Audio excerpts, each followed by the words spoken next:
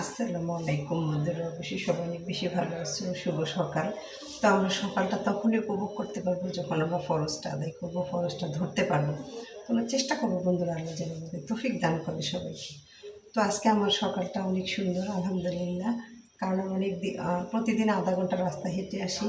আজকে আমি আমার ছেলের সাথে তার মোটরসাইকেল, তার একটা ভাঙাচোরা মোটরসাইকেল আছে কোনো রকম, সেটা দিয়ে সে কাজ করে, মানে অনেক পুরনো, কিন্তু আল্লাহ রহমতে সার্ভিসটা অনেক ভালো দেয়। আর খুব আস্তে আস্তে চলে দেখে আমি তারা অ্যালাউ করছি। ওই রকম মোটরসাইকেল কেনার আমাদের তৌফিকও নাই, আর আমি পছন্দও করি না। এত টাকা দিয়ে এত রিক্সের জিনিস কেনার কোনো যুক্তিই নেই। তো যাই হোক, আর ওই গাড়ি তুলতে যেন সবাই কেমন জানি মানে এলোমেলো হয়ে যায় আমার মনে হয়।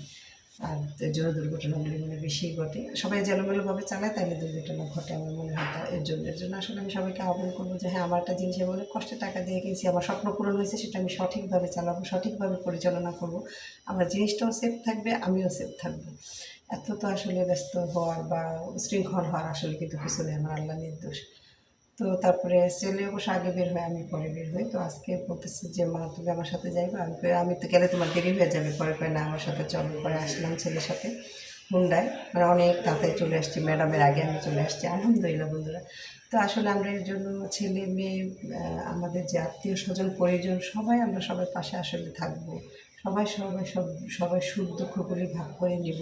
এখনকার সমাজে তো আমরা দেখি আসলে বিয়ে হওয়ার পরে শাশুড়ি বউরা যুদ্ধের কারণে ছেলেদের অনেক অশান্তি, সব আলাদা হয়ে যায়, আমরা পর হয়ে যায়। তো আমরা পাশে থাকবো। এই যে অফিসে আছি, কাজ করতেছি, পাশে থেকে বন্ধুরা। আসসালামু আলাইকুম।